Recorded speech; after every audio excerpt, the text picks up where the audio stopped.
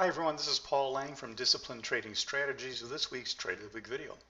This is the week ending January 10th of 2021.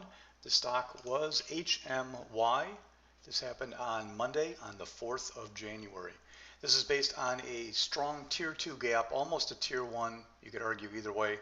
Entry on a 1 minute shakeout be the tail. I'll show you that in just a minute. Management advanced, reward to risk 2.0 to 1. It's a busy week at DTS this week for free events. We are going to have the event on Wednesday. It's going to be the special educational event, and this is about risk. You can read the slide there. You will get your invites on Wednesday if you are a DTS member. Remember, we are going to be in a new room, so make sure you look at the link.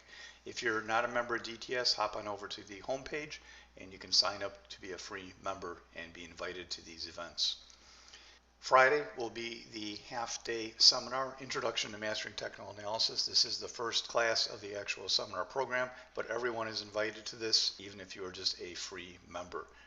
Come on by and check it out. If you've never been there, that'll be this Friday. It's an actual seminar that's being taught to the seminar program members, even though you're invited. Here is the daily chart for HMY, and you can see this is what it looked like the day before the trade. This day it's going to gap up. It's going to gap up and open right there. This is a really nice gap. That's what the daily chart looked like after the gap. Hourly chart doesn't show you a whole lot here other than it was kind of key. You can see it on the daily chart, but we clear all those very similar highs right in that $5 area on the open. Went a little bit lower, you can see it a bottoming tail, and then stayed strong the entire day. Here's the 5-minute chart, which shows the best detail of this trade. You can see the stock opened right there with that nice gap up. This was a good enough gap. It could have been, should have been bought on the pullback. When it started to drop, I was distracted doing another trade, and I didn't get to this in time. It took out the high. I let it go and actually specifically said to the room, if I could get a little shakeout on this, that's what I'll take. Right in there, the little shakeout came. Entry 509, stop 499. A quick comment. When you have a little shakeout like that, how do you know that's not going to fall? Well, this is why I teach a little differently in that I look at technical analysis a little differently. I completely separate strategies and entries. To me, they're two very different things. And when you have a strategy where you trust it, you take an aggressive entry. Naturally, you can be wrong, but waiting too long for confirmation all the time means you never make any money, and you can still be wrong. So when I had that drop, I was all over. As a matter of fact, I took it on the way down, just a penny off the low right in there. It was over 508, stop under $5. You can see that was the low, almost to the penny, and it ground higher the rest of the day. Took a target on that surge there going into lunch. Always a good time to do that, 525.